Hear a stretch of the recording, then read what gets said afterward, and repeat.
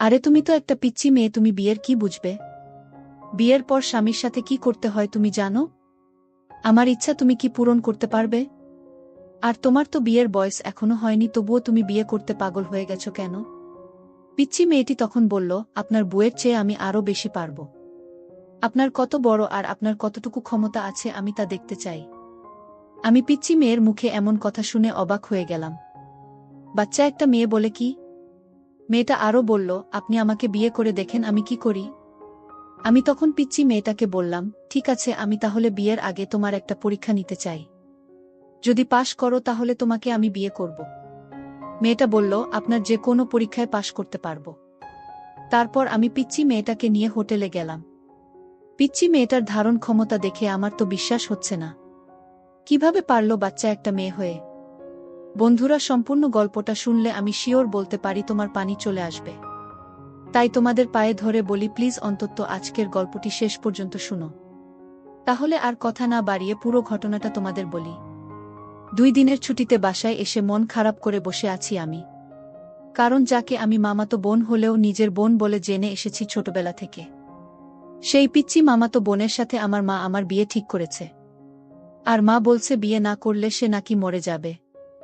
আচ্ছা, আমার পরিচয়টা দেই, আমার নাম মেহেদী হাসান নিলয়।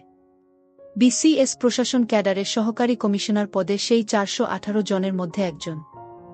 যেখানে সরকারি চাকরি মানে সোনার হরিণ, সেখানে বিসিএস ক্যাডার হল হীরার খনি। না, এটা আমার মতামত নয়। আমি বিসিএস পাওয়ার আগেও যেমন সাধারণ ছিলাম এখনও তেমনি আছি। তবে মানুষ জনের ভাবসাবে নিজেকে অসাধারণ ভাবতে হয় খানিকটা। ভেবেছিলাম এবার মাকে মালিহার জন্য রাজি করাব। কিন্তু যখনই আমি মালিহার কথা তুললাম সাথে সাথে মায়ের চেহারা আগুনের মতো জ্বলে উঠল। আমি এবারও তাকে আমার ডিসিশন দিলাম না। কেবল তার ডিসিশনের জন্য কিছুক্ষণ দাঁড়িয়ে রইলাম, কিন্তু তারপর মা যা বলল তা তো অসম্ভব। আমার পিচ্চি মামাতো বোনকে আমি বিয়ে করব কিনা সেটা নিয়ে আমার মায়ের মাথা ব্যথা নেই। আমার মায়ের মাথা ব্যথা হলো একজন 27 বছর পার হওয়া মেয়ের সাথে আমার বিয়ের কথা ভাবতে পারাটা মায়ের কাছে অসম্ভব বলে মনে হতো। মালিহার সাথে সম্পর্কের প্রায় 6 বছর হতে চল। এই 6 বছরে মালিহা আমার অসীম অবহেলা সহ্য করেও আমাকে ভালোবেসেছে। আমি রাতের পর রাত তাকে বলেছি, আমি পড়া শেষ করে তোমাকে ফোন দিচ্ছি, এখন রাখো। তারপর আমি পড়তে পড়তে ঘুমিয়ে গিয়েছি। সে তার মতো আমার ফোনের অপেক্ষায় থেকেছে। এসব তো বলছি কলেজ শেষ করার পরের গল্প, তার আগেও এমন অনেক ঘটনা আছে যা এই মেয়েটা মুখ বুঝেই সয়ে গেছে। কেবল এতটুকুই বিশ্বাস রেখে দিন শেষে আমি মালিহার। সে বয়স বাড়িয়েছে শুধু আমার জন্য, তার বাবার শাসন, মায়ের রাগ আর অনেকগুলো বিয়ের সম্বন্ধ। বয়স পার হয়ে যাওয়ার দোহায় কোনো সমস্যা দেখিয়ে সে আমাকে ধরে রাখতে চায়নি। বরং সবসময় আমি যেটা পারবো না বলছি, মালিহা বলছে, আমি জানি তুমি পারবে। মালিহার কিছু কারণে আমি তাকে উপেক্ষা করতে পারিনি। অনেকবার তার কথা ভেবে তাকে বলেছি, তুমি বিয়ে করে নাও। মালিহার সেই এক কথা, বিয়ে করলে তোমাকেই করব, নয়তো বিয়ে করব না। এই কথাটা অনেকটা স্বস্তি দিত আমাকে। আজকাল সে আমার উপেক্ষা সহ্য করে অবহেলা মেনে নেয়। যেতে চাইলে আটকায় না, কল না ধরলে আর পরে কল দেয় না। 6টা বছর অপেক্ষা করতে করতে মেয়েটার অপেক্ষা করার মতো কঠিন একটা রোগ হয়ে গেছে মনে হয়। আমি জানি মেয়েটা কষ্ট পায়, দিন রাত কাঁদে, সমাজের মানুষের কথা, বাড়ি থেকে বিয়ের চাপ, সবটা হাসি মুখে মেনে নিয়ে মেয়েটা খুব ক্লান্তি বোধ করে। মাঝে মাঝে আমাকে বলে, নিলয়, কিছু কথা ছিল। আমি জানি কি কথা, তবে মায়ের আপত্তির কথা বারবার তাকে শোনাতেও ভাল লাগে না আমার। তাই প্রায় দিন তার কল রিসিভ করি না। হঠাৎ একদিন কল করে বলি, আর বলো না মালিহা, একদিন খুব ব্যস্ত ছিলাম। তারপর সে নরমভাবে বলে, আমি জানি তো, বিসিএস ক্যাডারের অনেক রকমের ব্যস্ততা থাকে। যাই হোক, পরের ক্লাসের জন্য বসে আছি। সময় হয়ে গেছে, রাখছি বলে ফোন কেটে দেই। সে আর কথা বাড়ায় না। আগে ঢাকা থেকে বাড়িতে আসলে তার জন্য সময় বের করে দেখা করতাম। আজকাল সেটাও কমিয়ে দিচ্ছি। মায়ের কিছু কথার প্রভাব আমার উপরেও পড়ে গেছে। 27 বছরের একটা মেয়ের জন্য বিশাল ব্যাপার। এখন আর মালিহাকে আমার ভালো লাগে না তেমন। আগে তাকে দেখার জন্য যে আমি ছটফট করতাম, সেই আমি আজকাল তাকে দেখতে চাই না কেন? নাকি টাকা ইনকাম আর ক্যারিয়ার হওয়ার পরে মানুষের চিন্তাভাবনা আচমকাই বদলে যায়? আজকাল এসব আজব চিন্তা ভাবনা মাথায় ঘুরতে থাকে সবসময়, কিন্তু সেসবকে আমি সময় দিই না ঘাড়ে চড়ে বসার। একটা সুকটান দেওয়ার তাগিদে বাসা থেকে বের হলাম। তারপর অনেক দিন পরে এক মুহূর্তের জন্য মালিহাকে ছাড়া অন্য কাউকে নিয়ে ভাবতে শুরু করলাম। আকাশ মেঘলা হয়ে আসলো, হয়তো একটু পরেই বৃষ্টি শুরু হবে। আমি স্কুলের পাশের মাঠে বসে একা একা অন্য কাউকে নিয়ে ভাবছি। স্কুল ছুটির পরে বৃষ্টিতে কত ভিজেছি আমরা। এটা আমার মনে পড়তো না কিছু ছেলেমেয়েকে দেখেছি ভিজতে ভিজতে বাসার দিকে যেতে। একটা বেনি করা মেয়ের দিকে চোখ যেতেই তার লাজুকতা দেখে বুঝলাম পাশের ছেলেটাকে সে অনেক ভালোবাসে। কিন্তু এই মেয়েটা কি জানে প্রতিষ্ঠিত হওয়ার পরে ছেলেটাকে ছেড়ে দেবে? এটা ভেবে আমার কিছুটা মন খারাপ হয়ে গেল। তারপর মনে হলো আচ্ছা, আমিও তো একই কাজ করেছি। অতঃপর আর সেখানে বসে থাকলাম না। ঘড়িতে সময় তখন ৩টা। মালিহাকে এখন স্কুলে গেলে পাওয়া যাবে। আমি সোজা ওর স্কুলের উদ্দেশ্যে চলে গেলাম। স্কুলে ও চাকরি করে আজ প্রায় ৫ বছর। গেটের সামনে রিকশা থামতেই মালিহার সাথে আমার চোকাচোকি হল। ইশারায় বললাম উঠে বসতে। তারপর তার দিকে চোখ ফেরাতেই প্রথমবারের মতো উপলব্ধি করলাম চোখের নিচে কালো দাগগুলো। এগুলো যেন সাক্ষী তার রাতের পর রাত না ঘুমানোর। তারপর তার দিকে যতবার তাকালাম কেবল মনে হতে লাগলো এই মেয়েটাকে তো একসময় অনেক ভালোবাসতাম। এর জন্যই তো পাগলামো করতাম। তাহলে রিকশায় পাশাপাশি বসেও আজ আমাদের এত দূরত্ব কেন? মালিহা এখন আর আমার সাথে কথা বলা, দেখা করা, ফুচকার আবদার এসবের জন্য জেদ করে না কেন? রিকশাটা মালিহার বাড়ির সামনে থামাতে বললাম, ও কিছুই বলল না, নেমে গেল। আমি বললাম আজ সন্ধ্যায় রিকশায় ঘুরব, নীল শাড়িটা পরে রেডি থেকে নিতে আসব। এবার মালিহা মুচকি হেসে বলল অপেক্ষা করব, তারপর বাড়ির ভিতরে চলে গেল। আমি বাসায় এসে একটা ঘুম দিলাম, কারণ আপাতত মাথা কাজ করছে না, তাই একটা ঘুম দরকার। প্রায় ৮টা বাজে। ঘুমের ভাবটা কাটতেই আবারও ফোন বাজতে লাগল। ফোন ধরে বললাম বলো। এমন কেন করো নিলয়? কি করলাম? তোমার আসার কথা ছিল না? সরি, ঘুমাচ্ছিলাম। ৫টা মিনিট আসছি বলে কেটে দিলাম। তারপর মালিহার দেওয়া খুব পছন্দের সাদা পাঞ্জাবিটা গায়ে দিলাম। ঘর থেকে বের হতেই মায়ের সামনে পড়লাম। তারপর মা বলল ফকিরের বাচ্চা, এত কাপড় চোপড় থাকতে ওই ফালতু মেয়ে দেওয়া পাঞ্জাবিটাই তোর গায়ে দেওয়া লাগবে কেন? কোথায় যাবি তুই? মা টেবিলে প্লেট রাখতে রাখতে বলল বাসায় মানুষ আসবে, তাই একটু পরে বের হ। আমি বললাম বড় আপা আসবে নাকি? মা বলল তোর মামিরা আসবে, তোর তো ছুটি নাই, তাই আজকে রাতে বিয়ের কাজটা করে নিতে চায়। আমি অবাক হলাম, তবে কিছু বললাম না। আবার রুমে এসে কিছুক্ষণ বসে থাকলাম। তারপর মালিহাকে কল দিয়ে বললাম তোমার ছবি নিয়ে বের হও, আর তোমার ভোটার আইডিটা একটু দরকার আছে, নিয়ে এসো মনে করে। ও বিশেষ কিছু জানতে চাইল না, শুধু বলল আচ্ছা। তারপর আমি এখন ওকে নিয়ে কাজী অফিসে বসে আছি। কাগজপত্র ঠিক হলেই আমরা বিয়ে করব। মালিহার চোখে মুক্তা ঝরা হাসির ঝলকানি আজ যেন একটু বেশি সুন্দর লাগছে। একদম পরীদের চেয়েও বেশি সুন্দরী। বিয়ে কাজ শেষ করে আমি মালিহাকে নিয়ে বাড়ি ফিরলাম। দরজায় দাঁড়াতেই সবাই আমাদের দেখে অবাক দৃষ্টিতে তাকিয়ে রইল। মা ওকে দেখেই যাতা বলা শুরু করে দিল। বড় আপা এগিয়ে এসে মালিহাকে বাড়ির ভিতরে সোফায় নিয়ে বসালো। তারপর আপা বলল এতদিনে একটা কাজের কাজ করেছিস ভাই। মা আপার কথায় অগ্নিমূর্তির ন্যায় বিগড়ে গেল। তারপর মা আবারও মালিহাকে বকতে লাগল। তখন আমি বলা শুরু করলাম মা, এই যে তোমার বড় মেয়ে, তার বয়স কত করে বিয়ে দিয়েছিলে যেন? ২৬। তাও নাকি আপা তোমার কাছে ছোটই ছিল? পাড়া প্রতিবেশী কিছু বললে তার উপরে ঝাঁপিয়ে পড়তে তুমি। অথচ আপার কত কত বিয়ে ফিরে গেছে, মনে আছে তোমার? তবুও তুমি বলতে আমার মেয়ে এখনো বুড়ি হয়নি, ওর আরও ভালো ঘরে বিয়ে দেব। তারপর একদিন আবার বিয়ে হয়ে গেল। তখনও তোমাকে বলতে শুনতাম মেয়ে তাকে আরও কিছুদিন রাখতে পারতাম। তোমার মেয়ে ২৫ বছর বয়সেও তোমার কাছে খুকি ছিল। অথচ কথাটা যখন তোমার ছেলের ঘাড়ে এসে পড়ল তখন অন্যের মেয়েটা বুড়ি। আজকে যদি আমি ভালো পজিশনে না থাকতাম, ভালো টাকা বেতন না পেতাম, তখনও কি তোমার মতবাদ এমনই থাকত?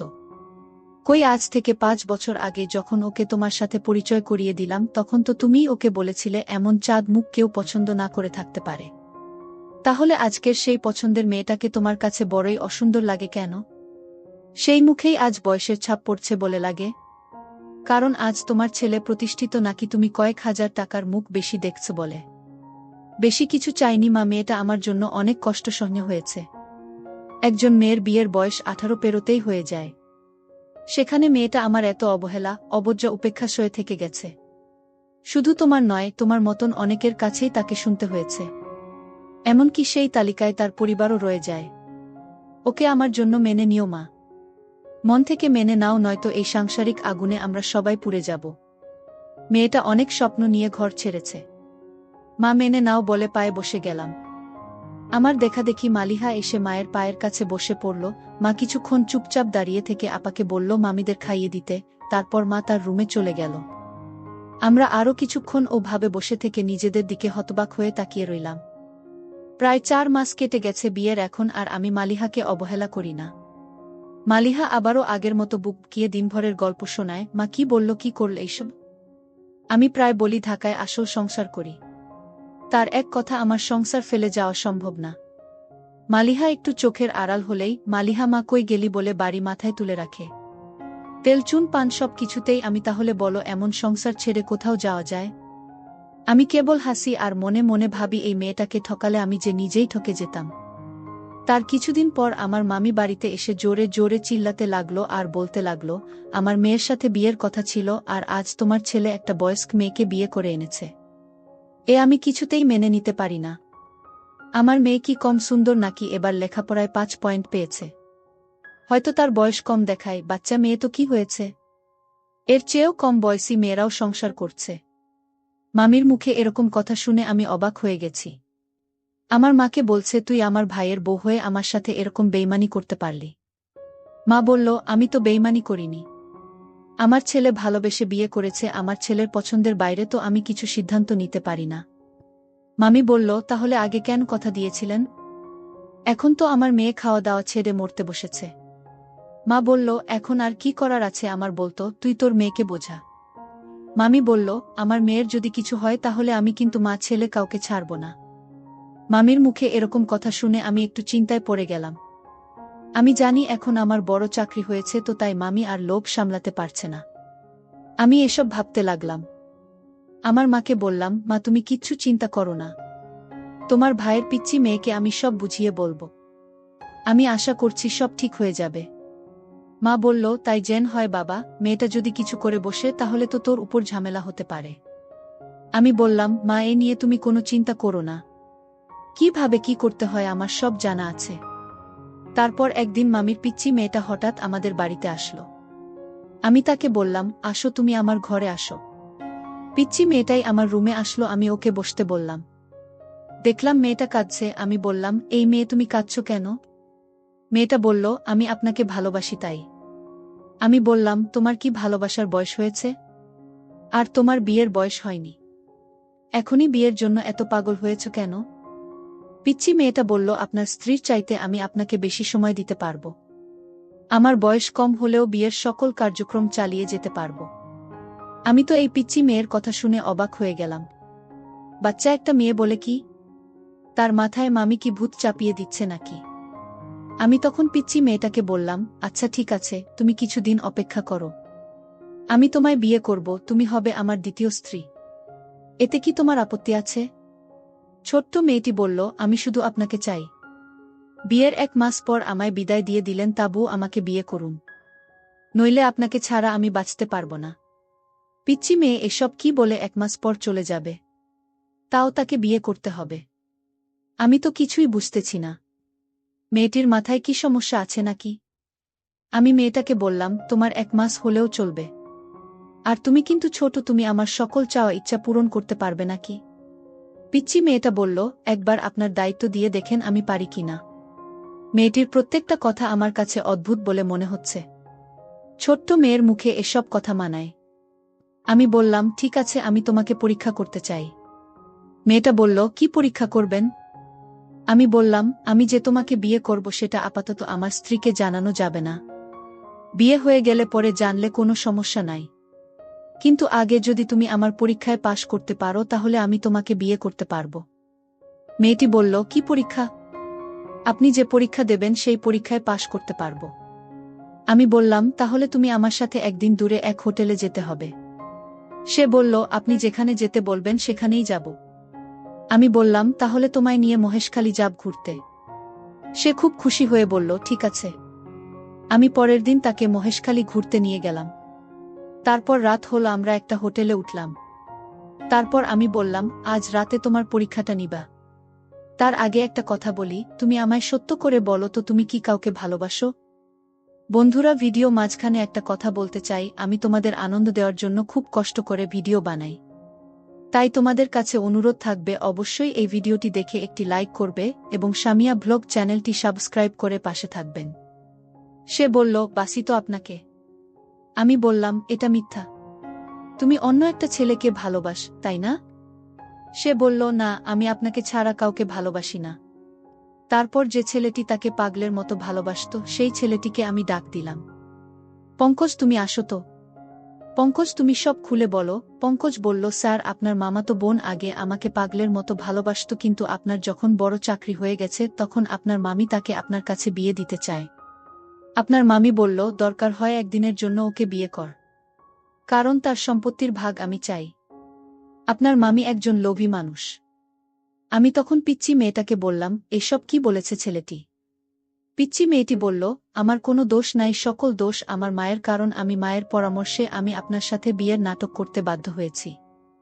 আপনি আমাকে ক্ষমা করে দেন। আমি ছোট্ট মেয়েটাকে বললাম, আমি তোমায় মাফ করতে পারি, তবে আমি তোমাকে 2 বিঘা জমি তোমার নামে বিক্রি করে দিলাম, আর সেই টাকাটা দিয়ে তোমরা দুজন বিয়ে করে সুখে থাকো। আমি বুঝি ভালোবাসার কি মর্ম। ছোট্ট মেয়েটি বলল, আপনি আমাকে ক্ষমা করে দেন। বন্ধুরা, আজকের গল্পটি কেমন লাগলো তা অবশ্যই কমেন্ট করে জানাতে ভুলবে না। আর এরকম নতুন নতুন গল্প পেতে আমাদের সামিয়া ব্লগ চ্যানেলটিকে সাবস্ক্রাইব করে পাশে থাকবে।